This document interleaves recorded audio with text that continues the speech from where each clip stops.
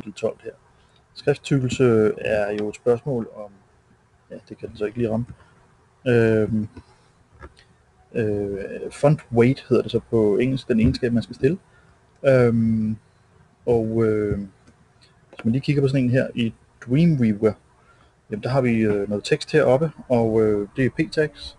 Hvis jeg lige laver en style på p-tags, eller en regel, hedder det jo.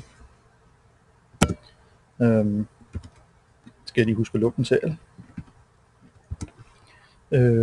Lad os sige, at jeg skal lige have den lidt større. Font size 3.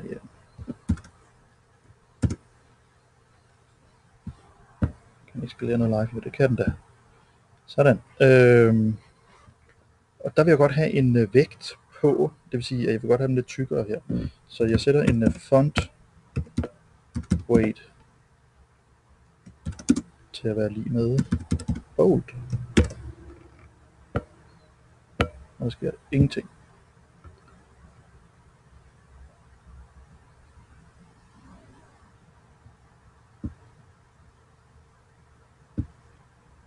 For helvede gør der ikke det.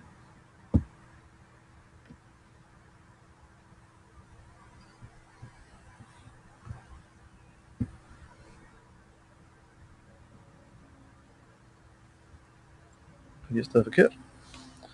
Font weight. Okay, kan vi måske lige klippe her. Jeg vil godt have den lidt tykkere, og så må jeg sætte en font weight. Der er ikke rigtig meget tab completion her. Jo, det kommer den. Font weight. Og den vil bare have sat til bold. Så skulle den gerne blive tyk. Jeg synes, den er sådan lidt irriterende, den der.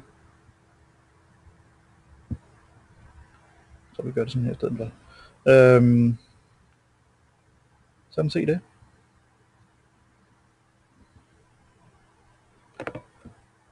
Men man kunne jo også sætte den til nogle af de her talnumeriske ting, der dukker op her.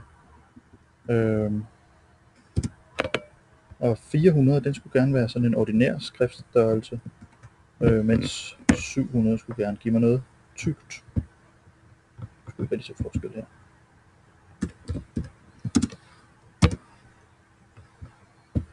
Sådan der.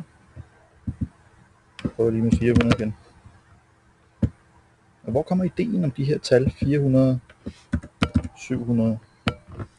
Jamen det er faktisk noget med, hvis man tager sådan et stort M, og så sætter det ind i en firkant. Nu kan jeg ikke huske, om det er et M eller et E. Jeg tror faktisk, det er et E. Et lille E. Så man sætter det ind i en firkant. Hvor mange procent af den firkant, der omslutter selve E'et, hvor mange procent af det er sværtet? Jo mere sort der er, jo større tal, jo tykkere er skriften. Det er i hvert fald lidt af ideen. Og det leder også frem til en tanke, at der kan jo faktisk godt findes andre skrifter end bare normal og bold. Lad mig vise et eksempel her. En skrift, der hedder Servo, den kan fås i thin, light, regular og medium, og de synes åbenbart, at bold, det ikke er så godt, fordi der kan man jo bare være lidt bold, hvis man bruger bold. Det synes de ikke er fedt. Et andet eksempel, det er den her Helvetica, som fås fra den her udbyder i hvert fald i 8 forskellige vægte. Det her, det er den almindelige. Herover har vi en condensed, og herover har vi en expanded. Men den, altså, ja, alle tre fås i 8 forskellige, så det er pænt mange skrifter, man skal have fat i her. Den er også lidt dyr, men lækker, helt sikkert. Så man kan angive nogle tal, og man kan angive det med ord. Og lad mig lige kigge i bogen her igen, hvis jeg lige kan komme frem til det rigtige afsnit her. Fordi der er et lille problem her. Nemlig at hvis man kigger på det i Max Safari, jamen så synes den, at fra vægten 600 op, så er den tyk. Mens hvis man kigger på det i Firefox, jamen så er det fra 700 op, den er tyk. Så det er ikke helt lige nemt. Men i princippet. Og hernede der kommer så den næste opgave, og det kan du se i min næste video.